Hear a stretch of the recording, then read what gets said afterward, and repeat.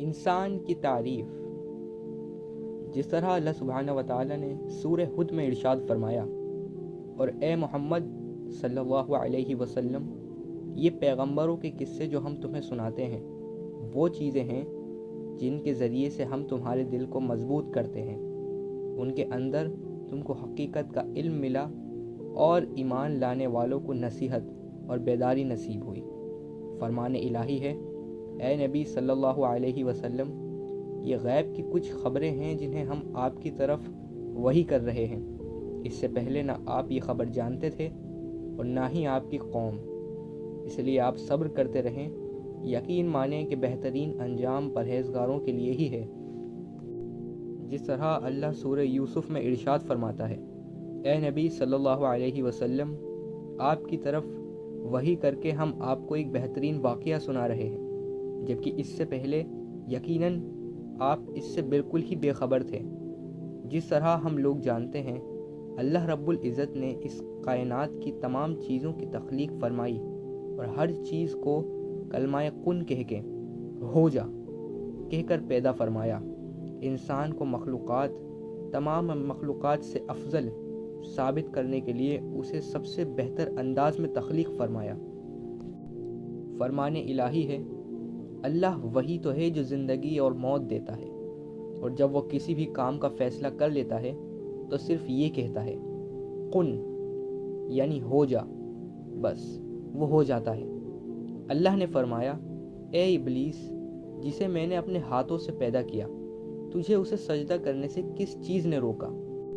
اللہ تعالیٰ نے سورہ 3 میں فرمایا، ہم نے انسان کو بہترین صورت میں پیدا کیا۔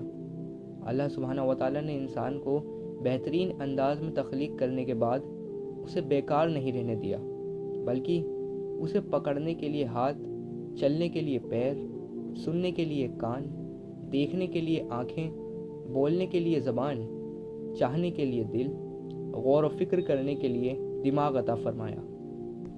فرمان الہی ہے، بے شک ہم نے انسان کو ایک مرد اور عورت کے نطفے سے پیدا کیا تاکہ ہم اس کا امتحان لیں، چنانچہ ہم نے اسے سننے والا، دیکھنے والا بنایا۔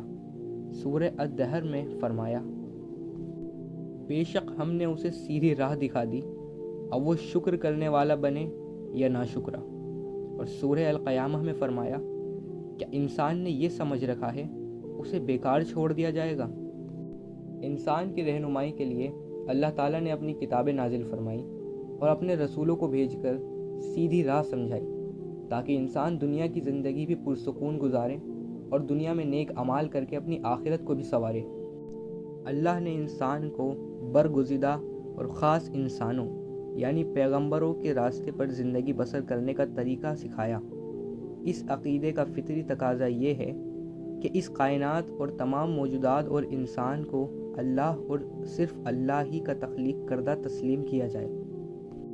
قرآن کریم میں اس بات کو جگہ جگہ بڑی وضاحت کے ساتھ بیان کیا گیا ہے۔ مثلاً سورہ سجدہ میں ارشاد فرمایا، وہ اللہ ہی ہے جس نے آسمانوں اور زمین کو اور ان ساری چیزوں کو جو ان کے درمیان ہیں 6 دنوں میں پیدا کیا، اور اس کے بعد عرش پر جلوہ فرما ہوا۔ سورہ روم میں فرمایا، کیا انہوں نے اپنے آپ پر غور و فکر نہیں کیا؟ اللہ نے زمین اور آسمان کو اور ان ساری چیزوں کو جو ان کے درمیان ہیں برحق اور مدت مقررہ کے لیے پیدا کیا ہے۔ انسان کی پیدائش کے بارے میں سورہ اعراف میں فرمایا، ہم نے تمہاری یعنی انسان کی تخلیق کی شروعات کی، پھر تمہاری صورت بنائی، پھر فرشتوں سے کہا آدم کو سجدہ کرو۔ وہ اللہ ہی ہے جس نے تمہیں ایک جان سے پیدا کیا، اس کے جنس سے اس کا جوڑا بنایا۔ حضرت آدم علیہ السلام کا قصہ جاننے کے لیے چینل کو سبسکرائب کریں۔